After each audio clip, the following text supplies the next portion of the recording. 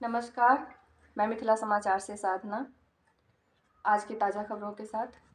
दुष्कर्म कर विवाहिता की हत्या मामले में 8 लोगों पर एफआईआर दर्ज। जैसा कि हम पहले भी इस न्यूज़ को दिखा चुके हैं और अभी जो है कि इस मामले में अभी तक कोई सुनवाई नहीं हुआ है और इसका प्राथमिकी दर्ज करवाई हैं उनकी माँ रुखसाना खातून, जो विगत हम बताए हुए थे कि 20 वर्षीय एक युवती थी जिनकी बलात्कार के बाद हत्या कर दी गई, जिनमें आरोपी हैं 8 व्यक्ति। श्रीपति चौपाल, अरुण कुमार चौपाल, उसकी मां काली देवी, राम अवतार चौपाल, मृतक के पति फिरोज शाह और गांव के फुलेश चौपाल के अलावा फुलपरास जिला के 3 और व्यक्ति।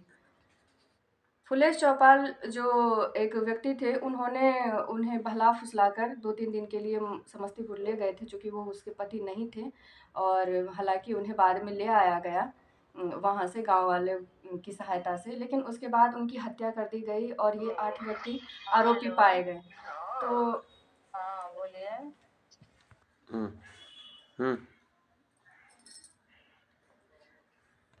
अभी तक इस मामले में कुछ जांच नहीं हो पाया है कि इस संदर्भ में क्या मामला है और इसका क्या सही निर्णय हुआ है।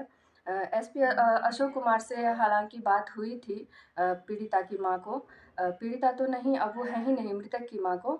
तो अब वो बोल रहे हैं कि हर पहलू को देखते हुए हर संदर्भ में अच्छी तरह से इसकी जांच की जाएगी और जो भी इसका अपराधी होगा उसकी सज़ा मुकम्मल की जाएगी।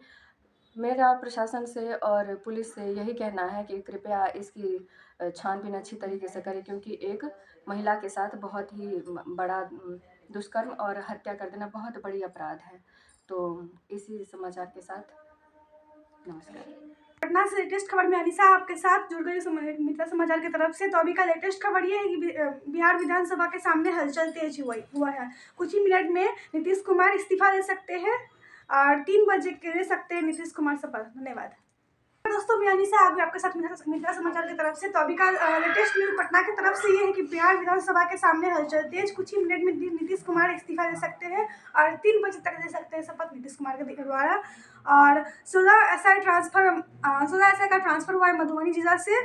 और वही दूसरी तरफ का हमारा न्यूज ये है कि उस दिन जो हम लोग का जो डेड बॉडी पाया गया था, जो कि सदर हॉस्पिटल में पोस्टमार्टम रिपोर्ट ऑफिस के सामने हम लोग जो न्यूज़ दिए हुए थे, 72 घंटा होने का है, मगर अभी तक उसका कोई सुलझा नहीं निकला हुआ है। उनके पिता के कहने के अकॉर्डिंग उनके पिता के द्वारा ये बयान आया है कि उनको अभी तक कोई कॉल नहीं आया था, उनको उस डेट का कोई कॉल नहीं आया था कि उनका पुत्र उनका बेटा जो था वो मुंबई से रवाना हो चुके हैं गाँव के लिए।